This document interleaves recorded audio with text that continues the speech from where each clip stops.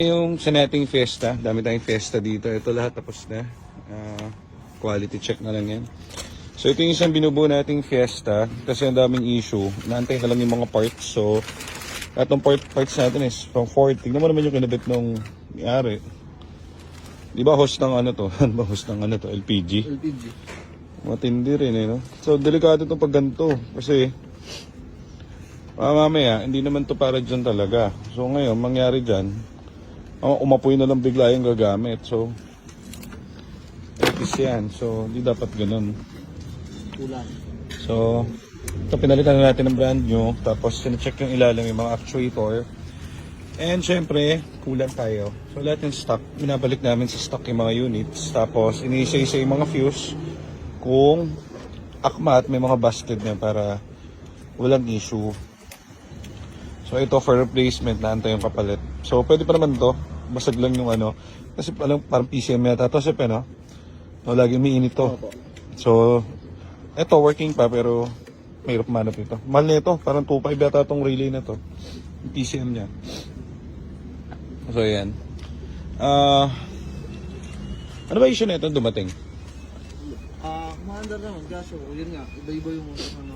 Oo. Ito yata yung Fiesta. Hindi lang kasi namin naasikaso to.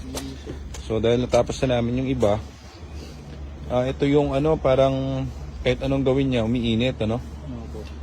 So, upon checking, kaya umiinit kasi nga kung ano yung mga pinagkakabit nung unang tumingin ng mechanic niya. Ito yung papalitan. Tapos, ito, papalitan din natin kasi marupok na. Nantay lang natin yung mga parts niya. Tapos, napa-under naman namin to. Ma-under naman to actually. Sablay-sablay lang.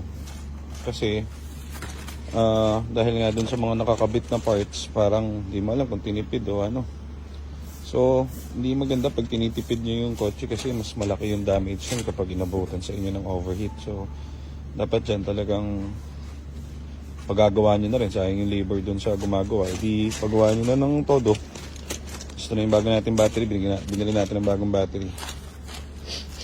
Kabit na natin. Tapos, tingnan natin kung mag-fire up. Pag nag-fire up yan, checkin natin lahat ng computers niya. Then, checkin natin kung meron ba siyang problem sa transmission. Pag meron problem sa transmission, palitan natin kung ano man yung magiging problem niya. Pero upon checking, alam ko solid yung transmission nito. Ang nagiging issue niya yung yung overheating issue niya dahil dito. Pero di naman siya naghalo. Yun ang maganda rito. Kasi kung naghalo to, papabaklas natin yung buong engine nito. Yan eh, linis. Goods na goods. Hindi lang nila masolusyonan yung overheating problem. So ito yung focus natin dahil nga binidyo natin nung kanina. Pinadidetail na natin. Pogi na. Meron din tayo rito guys na ito yung mga ano natin, EcoSport. Dami yan. Iba kulay. Ito yung mga ginawa natin na ready na for selling. Ito yung alam ko babamali siya ito parang 33k lang. Pero ito yung pinakasariwa. Dahil ito, yung na-video natin ito nakaraan, tinakbo 22,000 km. Kaso lang, na-detect na namin yung sira nito. Kaya hindi maayos-ayos nung may-ari.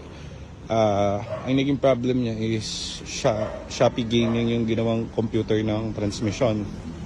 So kaya hindi rin namin ma-detect nung start kasi gumagana naman. Problema, China. So hindi ko alam kung paano na rin nila napagana yung computer ng transmission yan. Pero yun, pinalitan natin ng buong TCM, program natin, in-update natin yung PCM and TCM. All goods, tapos nag-change na rin tayo ng gear oil niya kasi matagal itong hindi nagamit. Sunday car kasi nila sir to. Tapos ito, all goods ito dumating na isang araw sedan. Kulang lang tayo ng mga magte-test drive na unit. So, pa-test drive muna natin yung mga yun. Itong dalawa ready. Meron din tayong mga 2014, ayun pang maroon. Tapos, meron pa tayo dun, kaso lang, hintay pa tayo ng mga parts. Vios, meron tayo 2018 manual. So, ito 335k lang. Gets mo na, boy.